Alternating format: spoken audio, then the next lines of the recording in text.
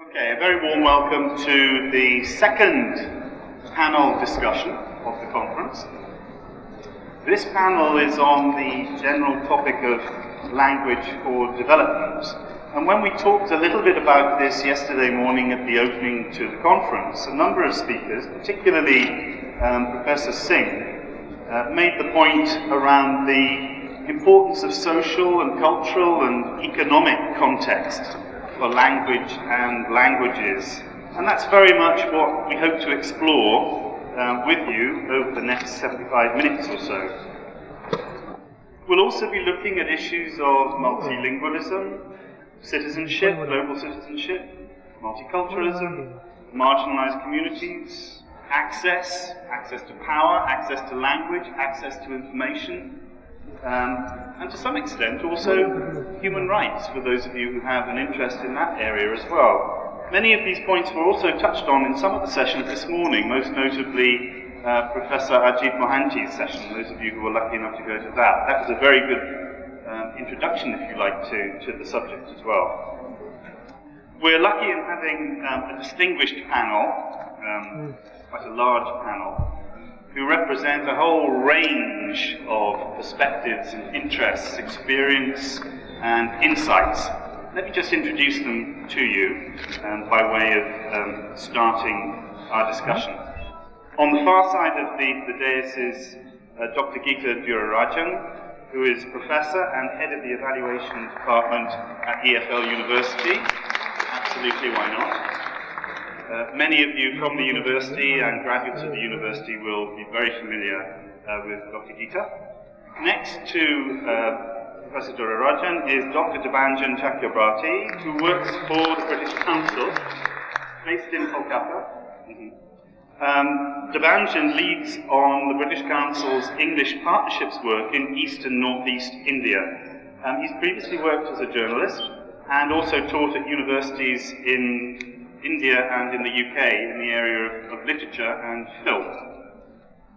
In the middle of our panel is Dr. Martin Wedell. Dr. Wedell is Senior Lecturer and Head of International Education at the University of Leeds. He's author of several books on teacher education and has great experience and insight in the whole area of teacher education across several continents, not least South Asia. Dr. Pamela MacKenzie is sitting next to Martin.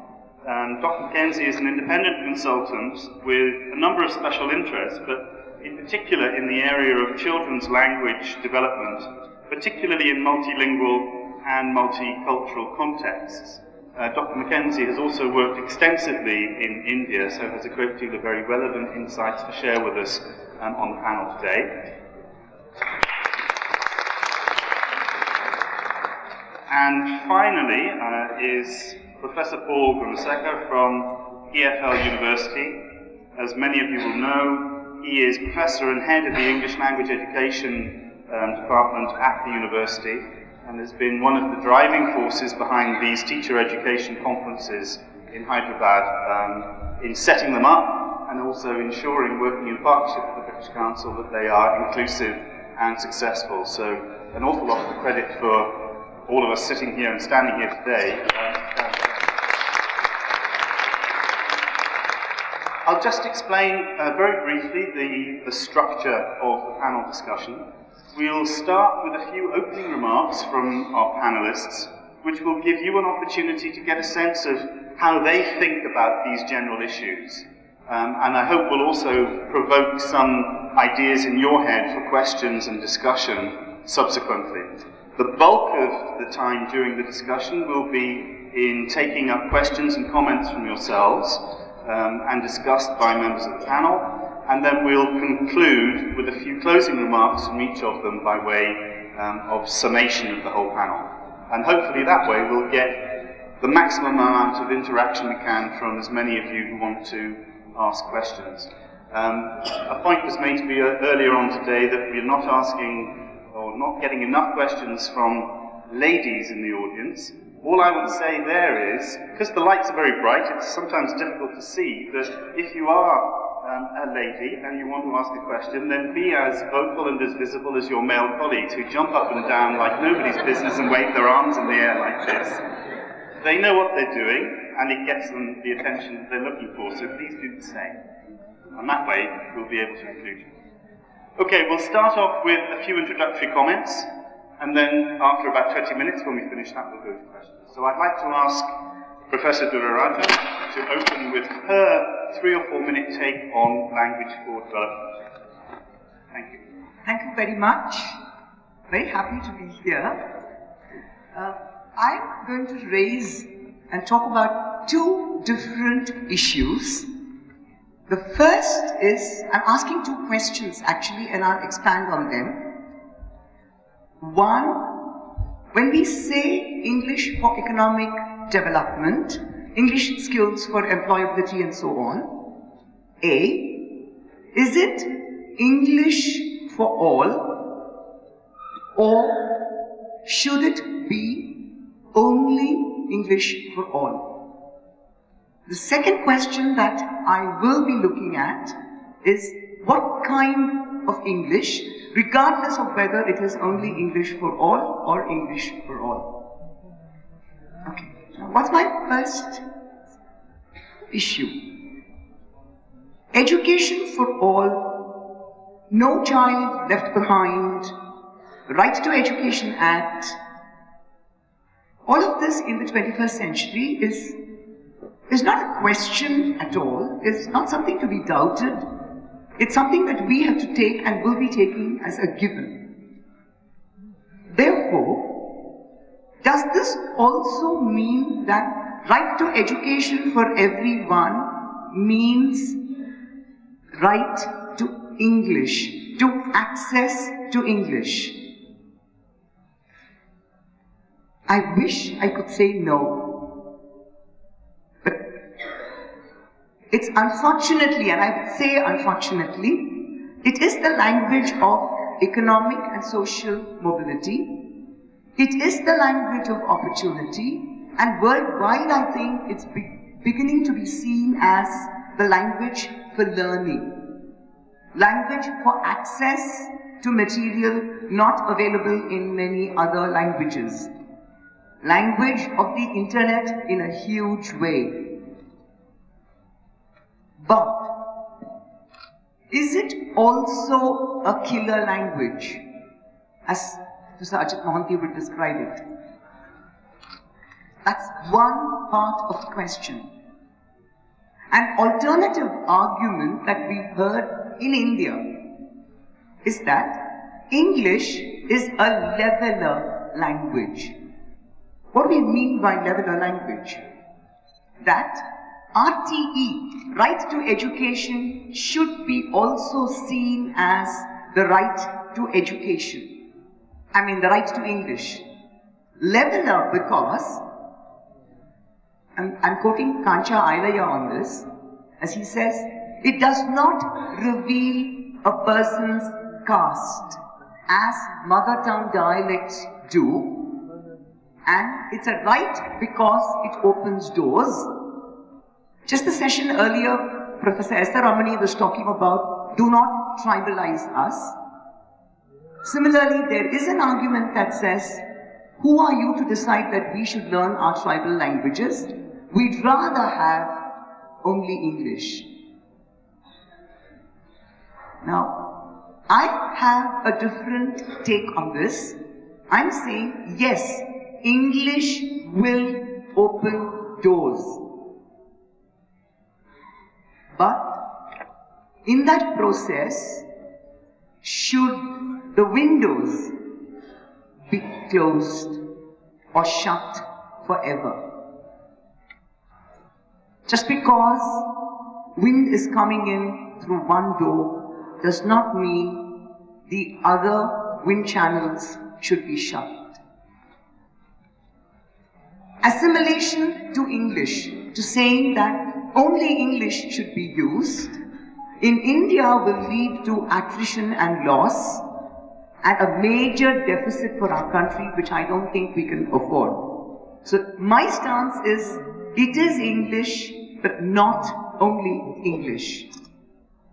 And I'm not talking about a romantic preservation of our mother tongue to say, oh my God, we will lose this and that.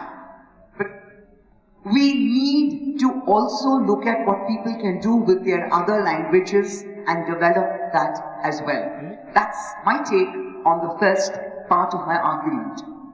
The second argument that I'd like to look at is that, second half of the first argument actually, is that English is not the language of thinking for many of the people in this country. And that is why we cannot afford to say only English for employability. Without it, we're not going anywhere. I'm going to leave that and look at my second point regarding the variety of English. And that is, a lot of college education today is talking about mother tongue interference, accent neutralization, and so on and so forth. This English education, teaching of English, should never ever become ventriloquism. We don't need to ask people to imitate and copy somebody else. If I fulfill my communicative needs through English, I am a user of that language. So which variety? I don't think that's an issue. Excellent. Keep some of your powder dry for later on. Very cleverly embedding about half a dozen issues in 2 points there. We're getting value for money, you can tell from this. Debanjan. I feel a bit of an interloper in this very distinguished panel, a gathering of the great and the good in English language teaching, in education, because my academic background, if any, has been on the other side, if not on the enemy side, cultural studies, film studies, and those sort of useless things. Therefore, I shall not venture into an academic argument for or against obvious links between English language and development. I shall instead share a few anecdotes and stories with you. Last December, I was listening to a very interesting lecture by Ramchandra Guha, one of the finest contemporary historians in India, writing on modern Indian history. Guha was speaking about Gandhi and his stature as a global leader and thinker. And one of the points he touched upon in his lecture was about Gandhi's own schooling. And Guha said, I'm kind of paraphrasing him here, in school, Gandhi had a very good grasp of Gujarati, his mother tongue, Hindi, as well as English. When he went to University College London to study law, he picked up a smattering of Latin. And Guha subsequently argued in his lecture that access to these languages gave Gandhi access to systems of knowledge and political philosophies across a range of languages and cultures, which eventually contributed to the making of the towering figure that Gandhi eventually became in world politics.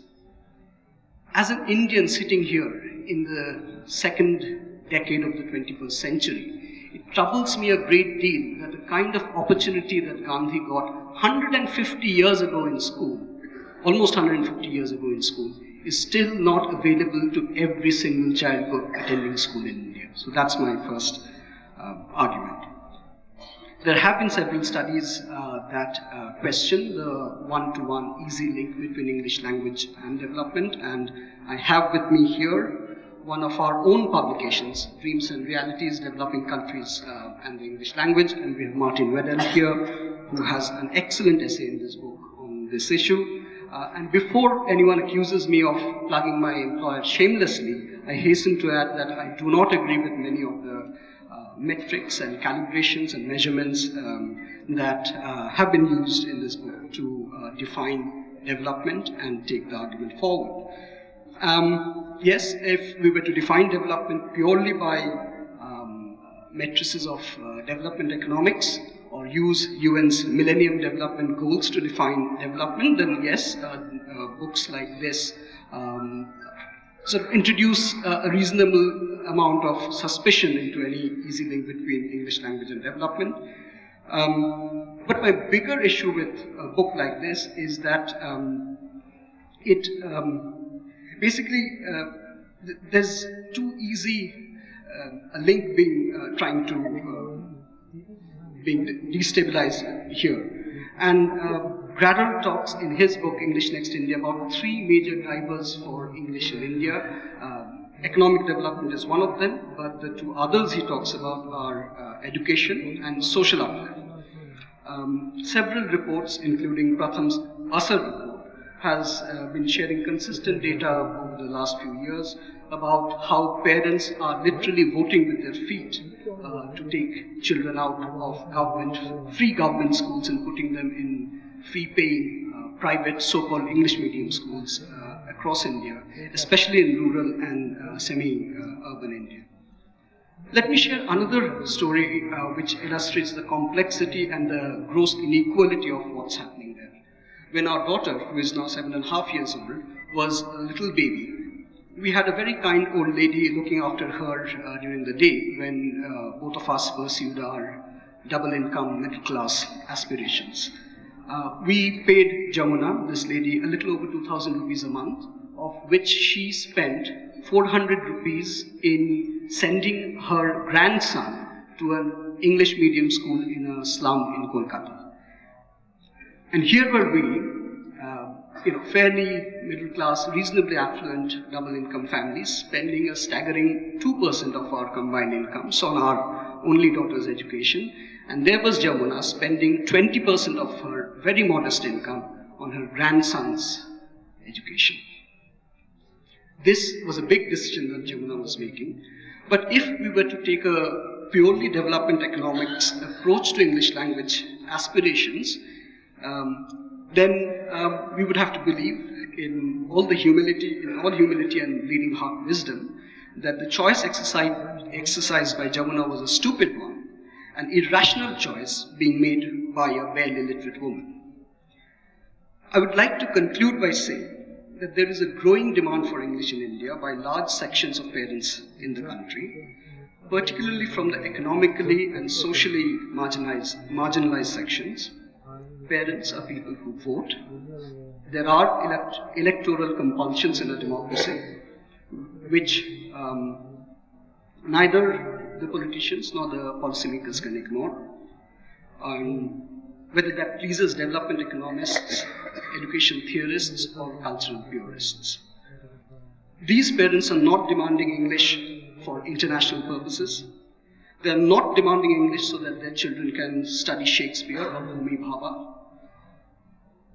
These parents are not demanding English as the only language.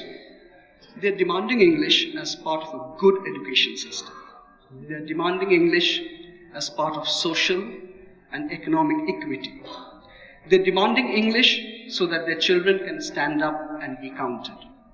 So I humbly submit to you all, let's please respect that choice. Thank you. Martin.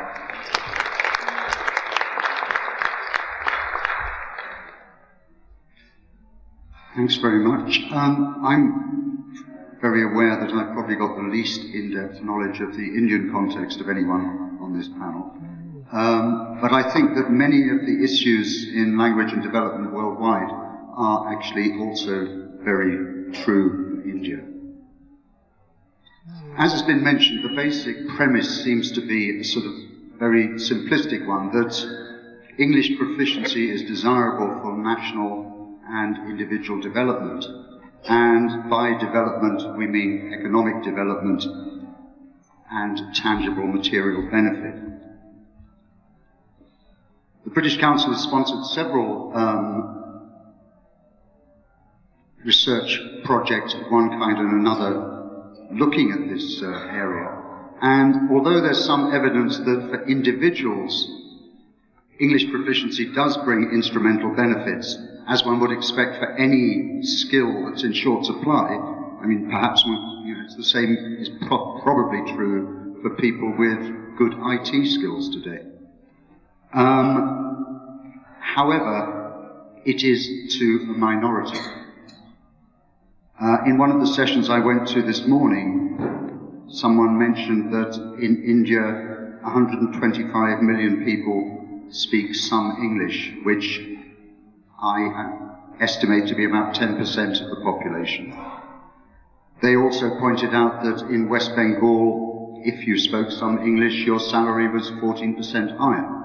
So this notion that there are individual instrumental benefits to knowing English, there is some evidence for that, not just in India, but also there have been 2 Euromonitor reports in the last 2 years, one for West Africa, Pakistan and Bangladesh, and another for the Middle East and North Africa, and the same conclusion was drawn, that there were definite benefits for individuals who had English proficiency.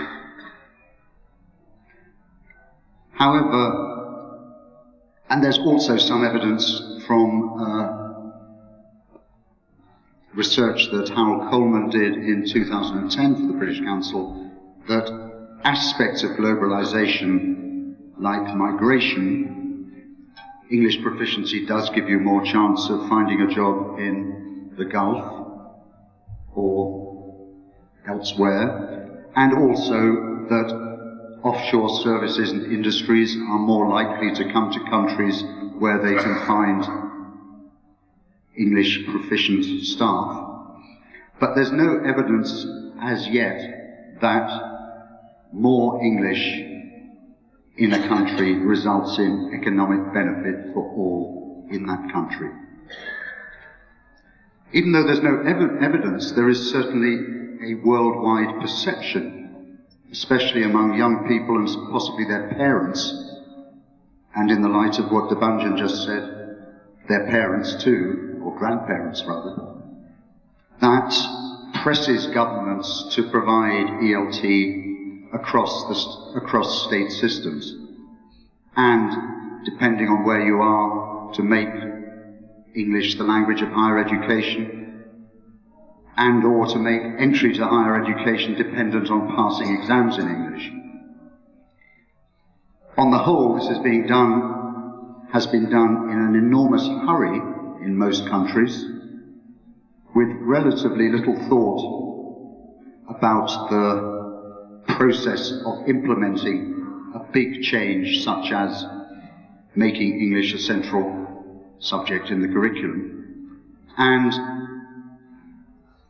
just as there's a perception that English is important, there's also a perception that in most state school settings, the quality of English is poor. And so, as Debanjan mentioned, and as is true everywhere, those who can send their children to either private schools or to additional private classes outside school, and or provide them with other out-of-school resources that support their English learning. And in this excellent volume that Debanjan showed you, there's an article by my colleague Martin Lamb, which mentions the Matthew effect. And the Matthew effect is from the New Testament, and it goes, "For unto everyone who hath shall be given, and he shall have abundance. But from him that hath not shall be taken away even what he hath." And I think the inequity of access to good quality English provision is an example of this. Those who can afford it get access and get opportunities to cash in the advantages that English proficiency provides. Those who haven't would like to, but can't. And we're therefore moving to a world in which there is genuine inequity within education systems which make English one of the key aspects of their curriculum. And it's interesting that Korea, which is one of the most insanely obsessed countries with having additional out-of-school classes, there it has become a national policy issue, and it has become an area of public discussion. What is the government going to do to really remove this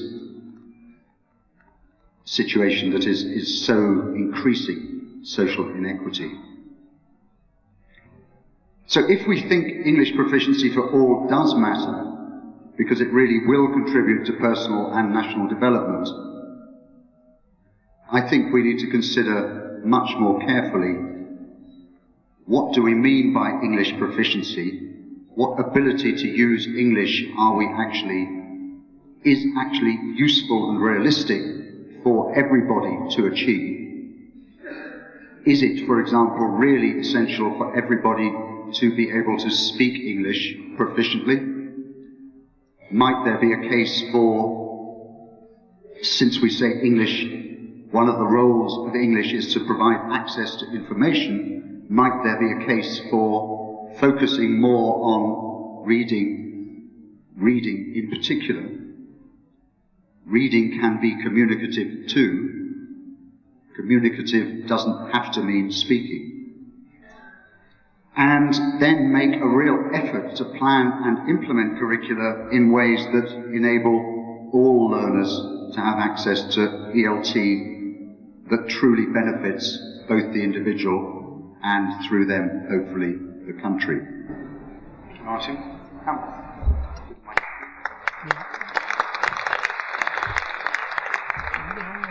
Well, now I'm really nervous because I'm going to speak right from the other side of the spectrum of languages and take it right down to the local level and say why languages matter.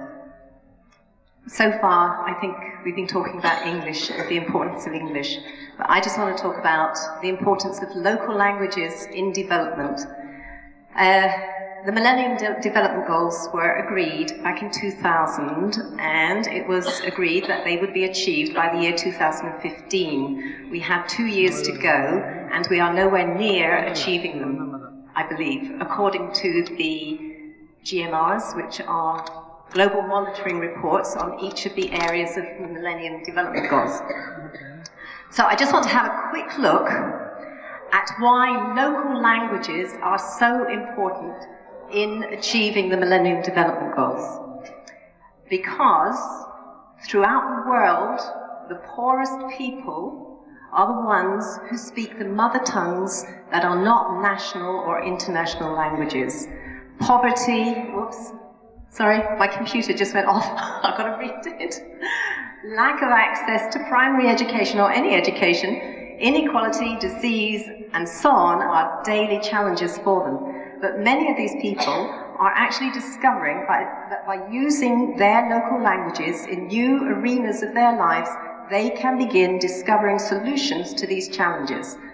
Language-based development plays a significant role in giving communities the tools to work out the steps to meet the Millennium Development Goals as they partner with governments, NGOs, and other development agencies. So I'm just going to show you some of these goals that have been achieved. For example, a man named Kamba in a Mozambique village became the first member of his community to attend adult literacy classes in his mother tongue. After he read one of the literacy primers that soya beans are rich in protein, he encouraged everyone in his village to plant soya beans. Later, he also learned the components of a proper diet and again encouraged his community to eat from the food of each of these food groups so that they can improve their health and nutrition. Now, he only got that through developing literacy in his mother tongue and reading the information that he could then understand, which was translated into his mother tongue. Another man, Sikopi from Togo, he was impressed by the story of a farmer who learned the skill of weaving, which enabled him to support his farm income. Sikopi put these management ideas into practice and began breeding chickens and goats in addition to his farming. The income from his breeding business raised his annual income and helped pay for his children's school fees. Now let me just tell you a little bit about education. There are, at least in 2010, there were 221 million children in the world who were at school but didn't have access to education in their mother tongue. As we've heard many times during this conference, many of these drop out or are pushed out, they repeat years and they don't achieve. There's also 57 million children from what they call linguistically fractionalized countries who are not even in school. Primary education programs that begin using the mother tongue help children to gain literacy and numeracy skills much more quickly than if they're trying to learn in a second language. Literacy skills readily transfer, as we've been hearing, and the children can then acquire the tools for lifelong learning. The result is this growth in self-esteem and a community that's better equipped to become literate in the languages of wider communication. When we're talking about women's empowerment, nearly 2/3 of the world's 875 million illiterate people are women. 2/3 of the illiterate people in the world are women. In ethno-linguistic communities, boys are often encouraged to interact in other languages. Girls are typically encouraged to stay at home, where local languages is often the only language that's used. So research actually shows that girls and women who are educated in languages that are familiar to them stay in school longer, achieve better results than those who don't get mother tongue instruction. So, infant mortality rates. These are incredibly reduced when disease prevention and treatment is presented in local languages. And other diseases like diarrhea, malaria, and other common illnesses, all of these are reduced when the women themselves actually get this information in their local languages. You get improved maternal health. So language-based development facilitates the introduction of new concepts and accurate translation of what these things are about, so that the people can understand and can do something about it. So, combating diseases like HIV, incredibly important in the local languages. Then another Millennium Goal, MDG, is environmental sustainability. Without understanding the issues in the local languages, very often things like the forests are cut down, deforestation is a worldwide issue. Anyway, I think I got to the actual last one of the Millennium Development Goals, but mother tongue revitalization ensures that language serves the goals of its speakers and provides a bridge from those communities to meet the broader multilingual goals that they have by acquiring the languages of wider communication. So we need the two. Not just the English that we've been talking about, but we definitely need to maintain local languages and information in the local languages so that development can actually happen.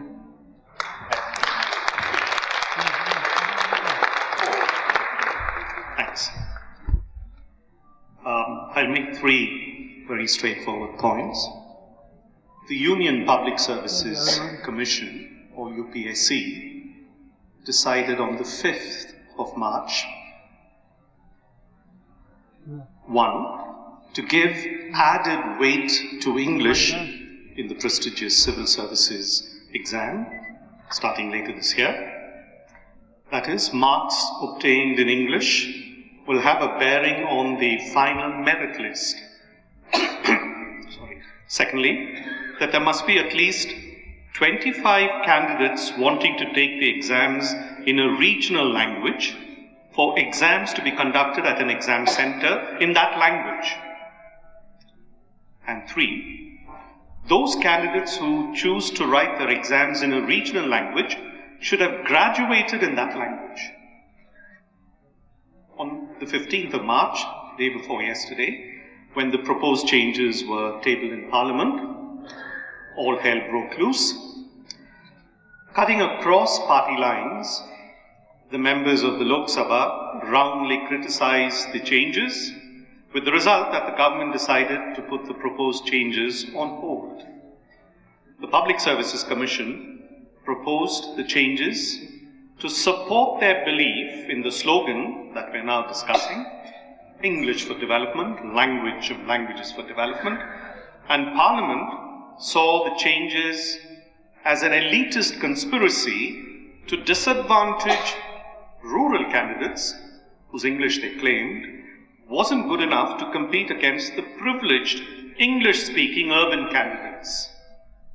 A member eloquently exclaimed, "Desh phir gulam na hoga." India will not be enslaved again. Obviously, English continues to be regarded with suspicion in some quarters as an instrument, to use the term that was used even earlier today, linguistic imperialism and social intimidation. The lesson then is hasten slowly, and we shouldn't, to use a phrase Mark Tully used in 1996, don't oversell English. Moderation is perhaps what I'm asking for. Secondly, with regard to a language curriculum, can't we, as the National Curriculum Framework of 2005 suggests, develop teaching materials that are built on the knowledge and experience that learners bring with them in a multicultural context?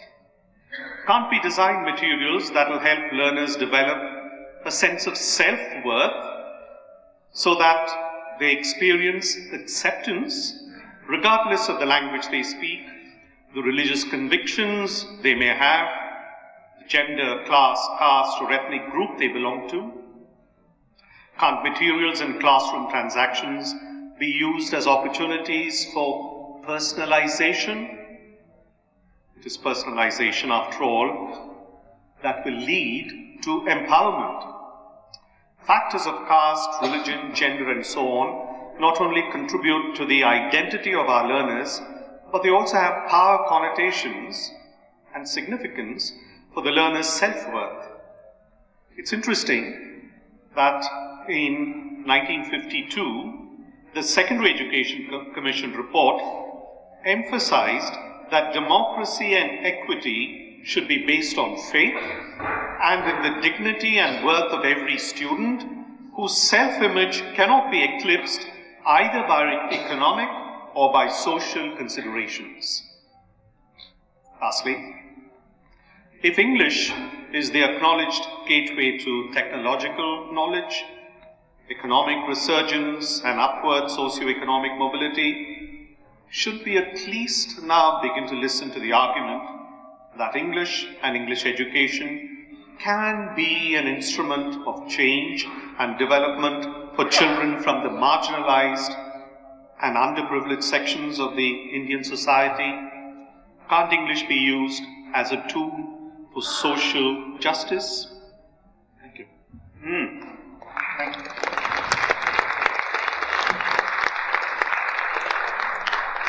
Well, you can see there we've got a lot to chew on.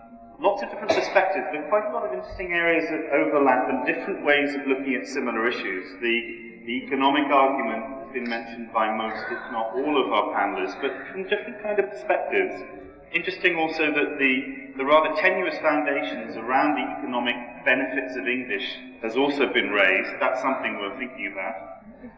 Important points raised also around access to educational opportunities, access to jobs, skills, and personal development. Also the point around, well, what is it access to in the education domain? If we're talking about quality, which many of you have been engaging in other sessions as well, it's just about access to something that isn't particularly effective, then what kind of benefit might that come out at? Plenty of references to the dismal science of economics around the cost-benefit side of an investment and the exercise of choice, whether it's a foolhardy choice or whether it is actually, in economic terms, a sensible one. And some interesting points also around language-based development and how people can be empowered through the use of languages rather than just privileging a particular language. And I think the interesting point from amongst many that Paul made is the institutional level at which English and other languages are viewed, and the way in which some languages are privileged over others as part of the institutional context in which all of us have to live our lives and do our jobs. So there's a huge amount there as food for thought, and I'd now like to open up the panel discussion to questions from the floor. Please keep your questions relatively brief, or your comments, and then we can bounce them off our panellists here and hopefully get around a good mixture of people of all the various genders represented in this room, and there's one with her hand up now, so we're going to go immediately to the lady in the lovely red sari in the third row here. I'm not going to rub you the wrong way, but David Christian, the highest authority in English language, in his encyclopedia has said he was quite ambiguous about the future of English. So what do you have to say about it?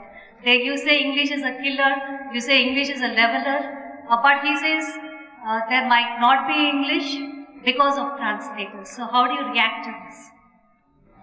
If you'd like to kick off with that one, around English as a leveler, or does it have a future? If so, what kind of future does it have? Well, all that I can say is, I hope it lasts till the day I retire, because I'm making a living out of teaching it. No, on a more serious note, these are estimations or guesstimations.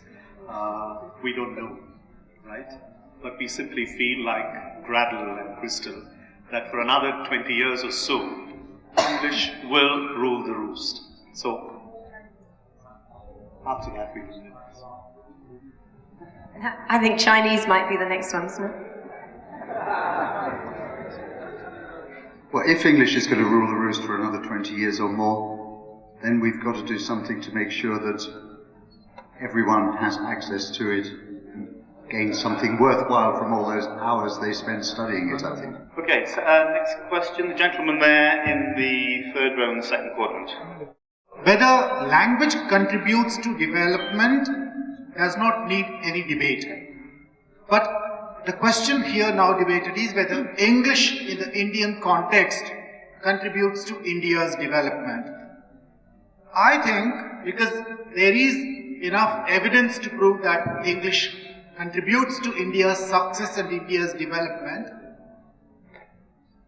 The various studies that have already been undertaken have proved that beyond doubt. I think yesterday it was mentioned that this is the largest congregation of English educators in the entire world.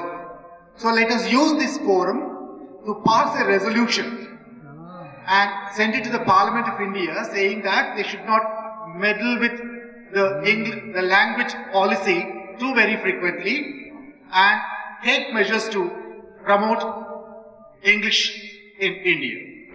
If we have to, thank you. The second thing is, if we have to do business with an outside nation, either we have to teach them our language or we have to learn their language. And in our case, we have not been teaching our language to anybody outside India. So there is all the necessity for us to begin learning English ourselves. Okay, interesting point around language policy, which we haven't talked about in the opening comments. Anyone want to say anything around language policy issues with English? Okay, no, I don't think this forum is going to be able to make a statement to the government and say this is what you should do, but I think all you've said is that you think English should continue. The question right now it does not seem to be, can India live without English? We said it will remain a second official language until Hindi can take over, and that hasn't happened. And it's not likely to happen, not just 20, not for another 50 years.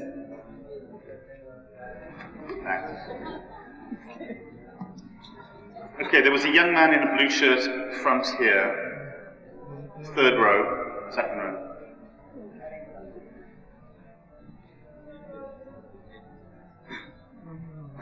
I have two observations regarding the government policy of when to introduce English. I think it would be better if English can be introduced from class 6 rather than class 1st, because when we when the government introduced English in the class 1st, I feel the government is going by an English mania. I don't think we desire such a kind of Anglo-mania like that, because from class 1 to class 6, if a child is, if he studies in the mother tongue, then it will be easier for him to pick English language.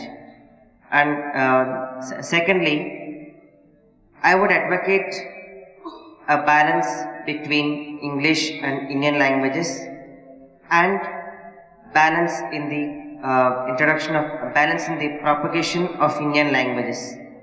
Like, I would not support the view that any language is great or any language is inferior. So therefore, the government should treat all the languages equally and balance that along with English, so that India does not get isolated from the world. Thank you. Thank you. Quite an interesting point there around some of the issues that you were talking about with access and quality linked to those particular questions. You know, when is the best moment and for what reasons? Debanjan.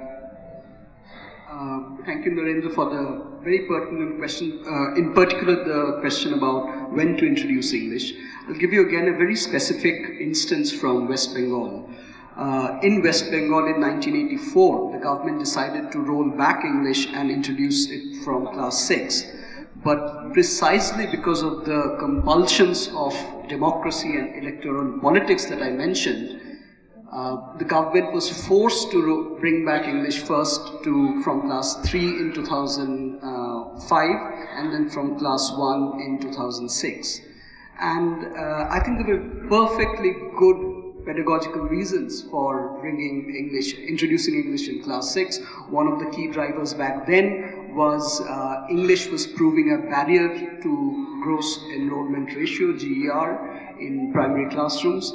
But I think there was this huge signature campaign by one of the political outfits in West Bengal, which practically forced the government to change its very, considered stance on introducing English from class 6. This notion that more English is bound to be better English is a very prevalent one worldwide.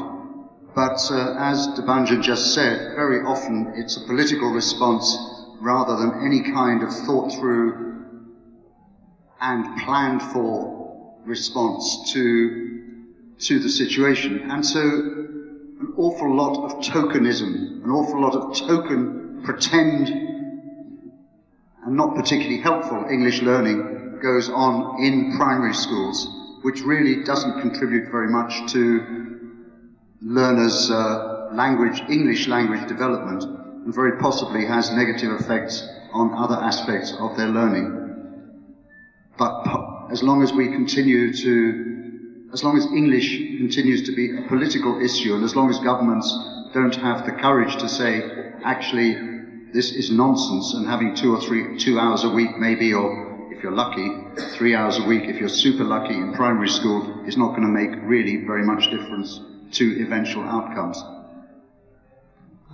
I think it's interesting with these language policy issues, very often decisions are, as you say, are brought in for political reasons which are not based on any sound evidence, and often in direct contradiction to good evidence from other countries that have experimented with the introduction of English medium from very early stages and have shown that it isn't successful.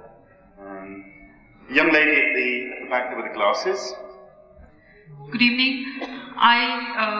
I've heard your discussion, and it is now more or less given that English is here to stay, English is associated with development. Do you see a day when there will be no regional medium schools in India, which are starting English right from class 1, the way English medium schools are doing, for everybody, no matter what sort of society they have? Thank you.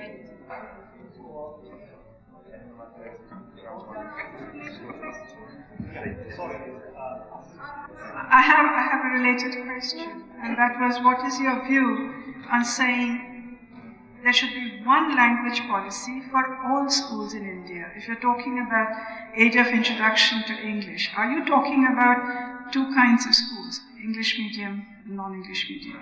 Or are you talking about one kind of school whether it's English medium or whether it's Indian language medium? I think that's the same question. Yeah, I think if we could get a change in policy, yes, I would say we should think of being able to have regional medium instruction and then moving to English and have one language policy. Absolutely right, and I think this is a forum which should be able to make that noise. As you rightly said, it is the vote bank that's deciding. That is making the AP government, it's making every state government say only English medium schools. We all know that those ministers are sending their children to English medium schools, and at the same time, at another level, they're saying, oh, you poor souls, you can't afford to study through English, please study. And because they've been told that, they'd rather convert everything to English medium and let people's other languages, let our own heritage go. As somebody said, with this huge conference, I think we should make some statement about it. It would be incredibly sad if there was English only. And I think the young man who spoke over there, who wanted mother tongue up until grade 6 and then maybe the introduction of English. I mean, it would be terrible to have English only. Just imagine how stilted the education program would be here if it was only English, and what richness of language, culture, literacy, poetry, music, all the rest that would be lost. It's a ridiculous idea. Multilingual education, if you have a multilingual policy of some sort, which, yeah, maybe this is some of the panel here, you do need to make a statement to your government from a conference like this. Don't, please, lose your languages. What we need is a multilingual pedagogy, not a one-language pedagogy. We can't afford an English-only pedagogy in our country. We have to begin thinking about multilingual pedagogy. I'm Bharat from Maharashtra. Period. But I think there is also a larger threat looming in Indian classrooms, particularly government schools. Language education in India is a crisis. It's not just English language education that's in a crisis. Let's get that straight. Again, I'll lapse into please don't think it's a self-indulgent one. I overheard my wife trying to teach our daughter Bangla through Sahaj Path, written by the Venerable Rabindranath Tagore. Our daughter was in a state just trying to get her tongue around this particular line that she was being sort of forced to regurgitate. Hashe Usha Chok Ranga. This is a 5-year-old child trying to learn Bengali through a primer written in the late 19th century, early 20th century. And literally it translates to the dawn smiles red-eyed. And can we in the 21st century, what hope do we have for our mother tongues and vernaculars if we are trying to force feed children primers that are so outdated, that are written in language, in a language that's no longer alive almost. This is a very, very academic Bengali that this primer is written in. And I think we really need to get that thing in order. We have to absolutely, respect our languages, but also think through some of the lessons learned from teaching other languages and bring that back into the teaching of vernaculars sometimes. Oh, yeah. Could I add to what Debanjan just said? It's assumed that if you've been to an English medium school from the very beginning, you will make it. And in any case, you will not be able to master, if I could use that word, the language to do anything reasonably well at all. I remember Debanjan, you went to a Bangla medium school? No, you went to a region. right? Here is Debanjan. Went to a mixed medium school. Right. Who didn't go to an English medium school, and he's here with us. He has a PhD in English literature. So I think that's bunkum. Let's give that up. I'm not sure, but yeah. I'd like Amrit to confirm this. Amrit, sorry. Yeah, right. In your document, the National Focus Group on the Teaching of English, didn't you make a reference to not just English medium, regional medium, the divide, but didn't you kind of recommend the setting up of multilingual schools where no single language is privileged as the medium of instruction, but where languages are used as they are available as conduits to resources? My question was meant to be a little bit provocative, because there was earlier a question about what is the language policy.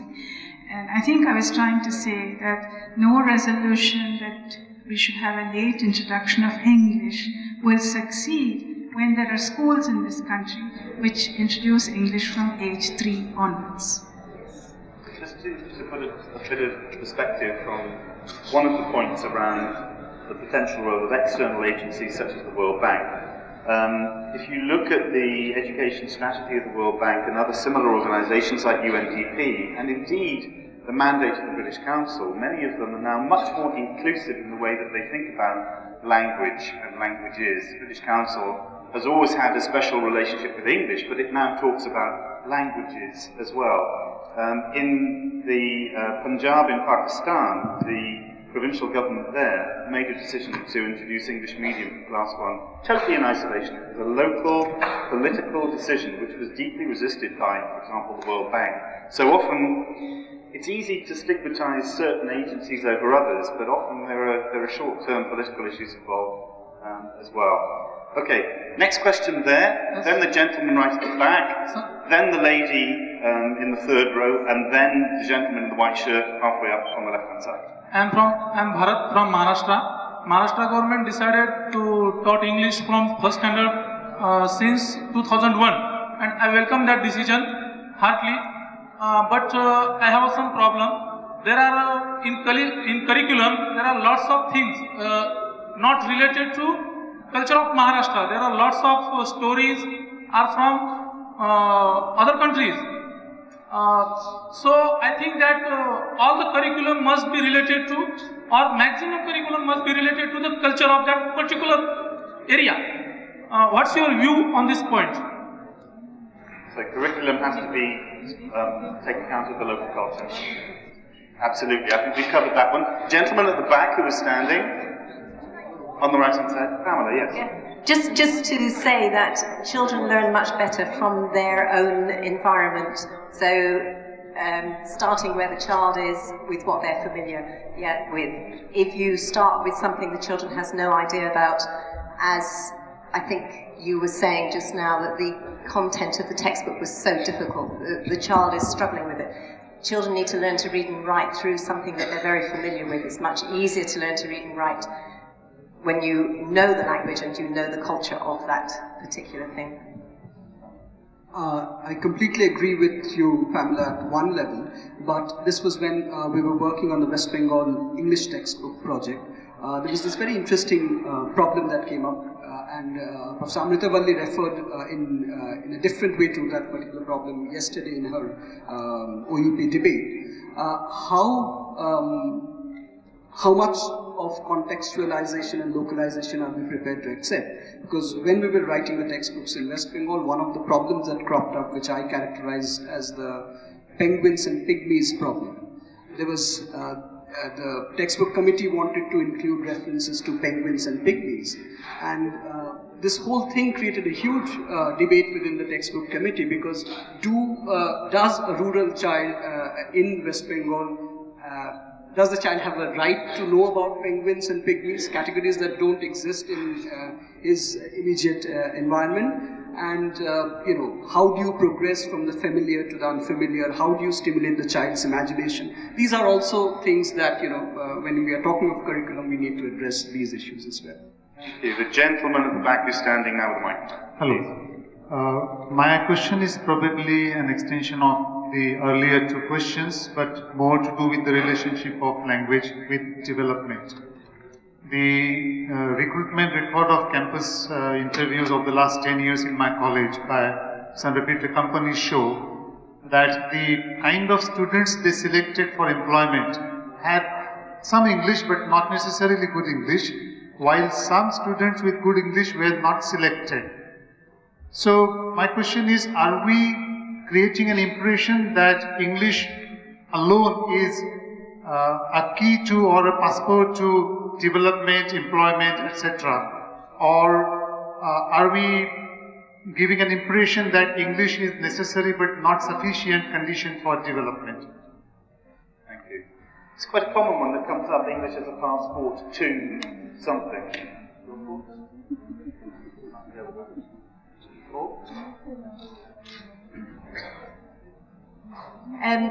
Well, as you heard with what I said, I think we need local languages as well as others. There can be an exchange of information between the local knowledge, local language, and the global. So we probably need both, but local, start with the local, I would say.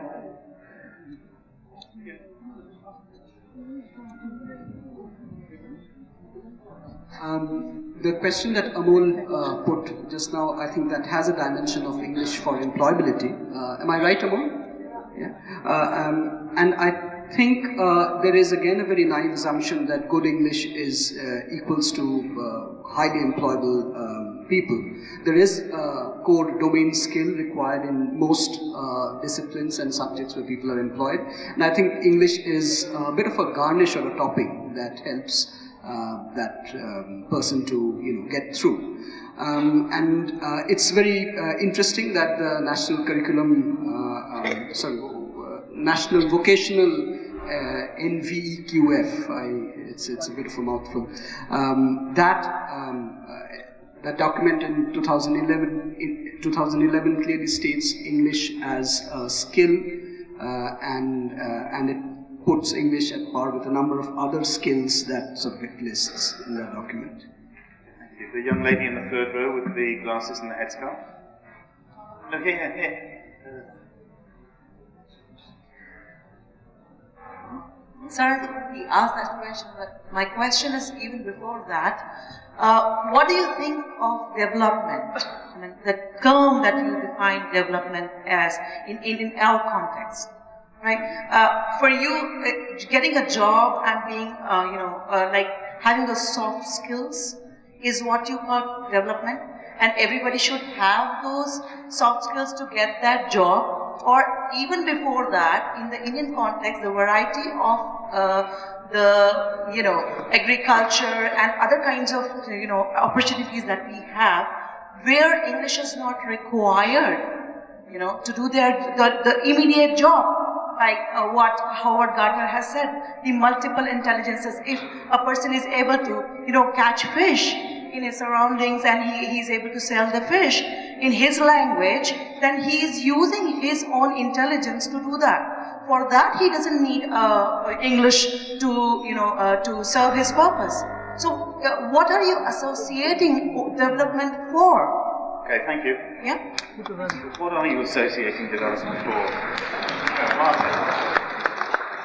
That there is life beyond English. In fact, most people's lives still are beyond English, and most people's lives will continue to be beyond English for the forever.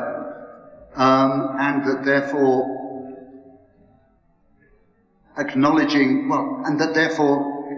thinking about the role of English within an education system really needs to reconsider, should it be so central for everybody? Should we spend so much curriculum time, so much energy, so much money on this notion that English is essential for everyone? And going back to another bugbear of mine, if we do think it's essential for everyone, perhaps for the farmer or for the fisherman, being able to read a bit about English in English in areas connected to their daily life might be useful, but actually being able to have the proverbial conversation with someone else in English probably isn't. Anyone else? Put me in mind of that 1950s jazz classic, Peggy Lee sang around, "Is that all there is?" English, is that all there is? The gentleman in the white shirt.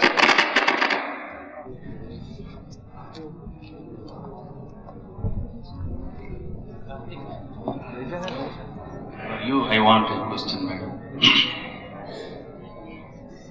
As I said, do you believe that English in India can work as a leveling language and help in bring out equality among the divergent groups? And I think Matthew effect is working in India as far as English is concerned. I did not say that it will have that effect. I only threw the question at people. I said one of the perspectives is killer, the other is leveler. I'm not sure, but according to me, only English is not the answer.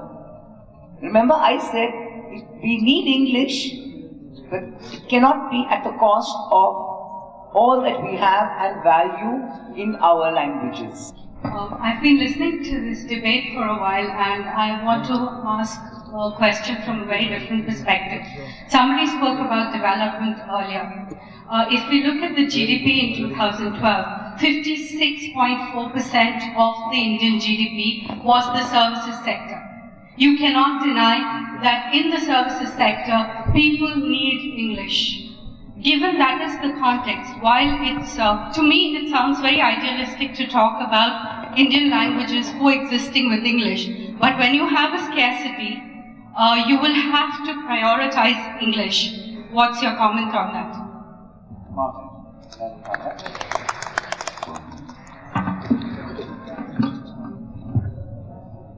You said that 56.4% of the Indian GDP is the services sector, but surely a huge proportion of that 56.4% is actually services within India.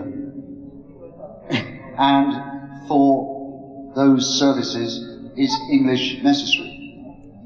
Pamela. I'd just like to add to Okay, go. I'd just like to add to that yes, the services is 56.4, but nearly 40% of all the call center jobs, electricity department, telephones department, banks, there's so much work that's being done with providing services in Indian languages, not necessarily only with English. Tata Docomo rings me up and says, "Madam, bill pay karna." They don't tell me, "Madam, you have to pay your bill." That's just one example. And I think we need to, sorry, usually sir, not madam. I really think we need to think about the way we get to where we want to go. It's not English only. If we start, we've been talking about this so much, and it seems to me that nobody's really listening. We are still wanting to put our children in English medium schools from the age of 3. And we're not going to get to where we want to go properly if we do that.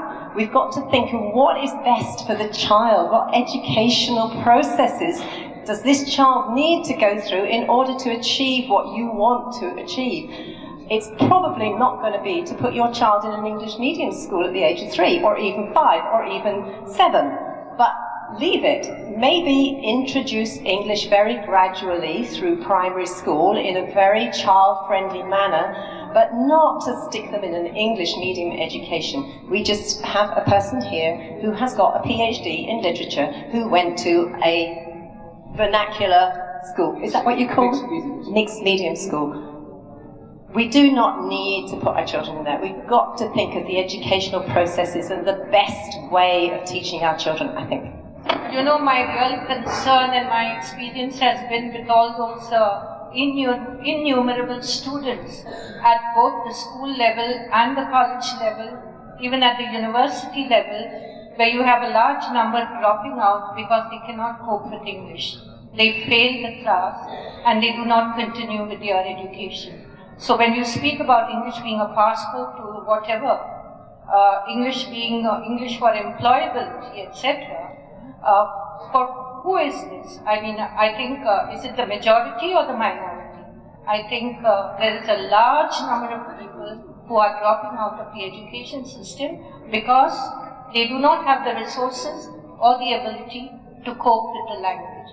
If we are going to make English what it is, then we've got to have a support system for it. Good evening, everybody.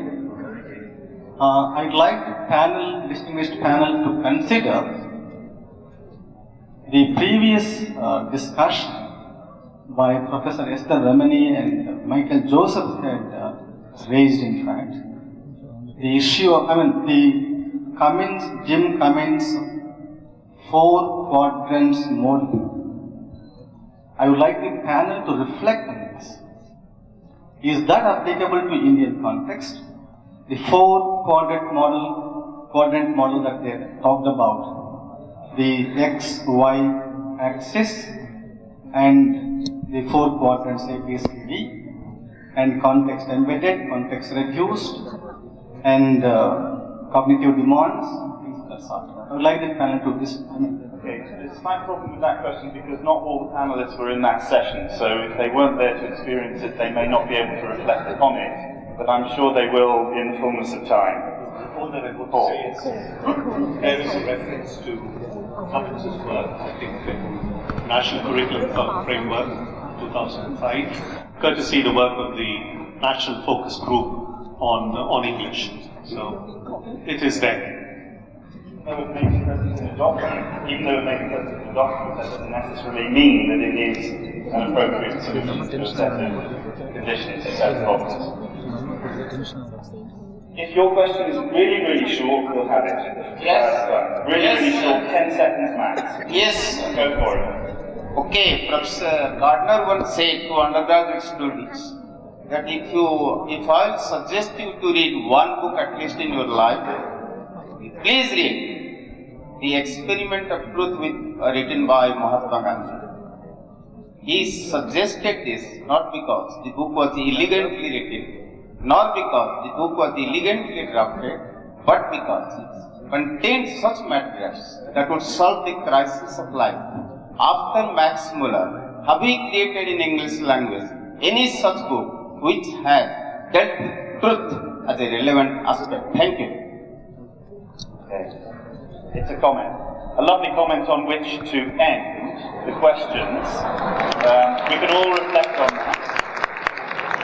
I will ask the panelists just to conclude our panel discussion with, I had initially asked you for a 1-minute final statement. If you can do it in 30 seconds, that would be fantastic. Just to frame everything that we've been talking about. Paul, you've got 30 seconds. I'm out of timing.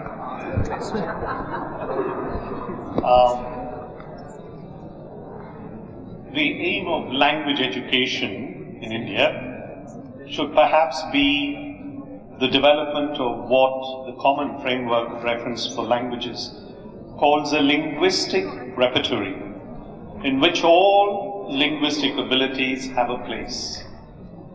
This implies that in schools, learners should be given the opportunity to develop what people call a plurilingual competence, and recognizing the linguistic wealth of learners will encourage them to believe in themselves and their cultural mores. It will also endorse the national vision of creating multilinguals who can then enrich all Indian languages. Thank you. Thank you, Pamela. Oh, well, I have a lot of notes here, but I'll just say one thing, or ask one question. Can the development of minority languages as a foundation to learning be a key to helping those people who speak those languages create their own way to successfully meet the challenges of their lives? I would say yes. Great. policy in India and everywhere else. What are we trying to do? Why are we trying to do it? And what do we need to do it properly? I think looking at the Indian context, we need to recognize English as a part of multilingual curriculum. Good English does not equals good education.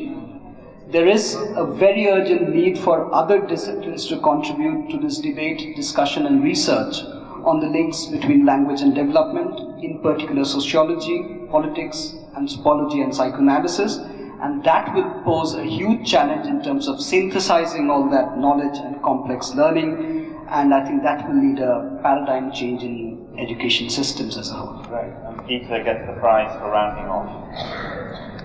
Okay, I'm just going to ask, we're all talking about how many children, I think Meena said it, she said they're failing, they're not passing exams, they're not doing very well in English. They're not doing well in English because our exam systems are terrible and they're demanding other things. They are fulfilling their communicative needs. We say children can't speak, but they all go out and get jobs and they go and do whatever is needed with whatever resources. So I think it's also time to take a look at what we mean by good English. Terrific. Ladies and gentlemen, I'd like to thank you very much for your participation and engagement in the panel discussion. Keep asking, keep debating, keep arguing, keep reflecting. And please thank the panel, Geetha, Debanjan, Martin, Pamela and Prof.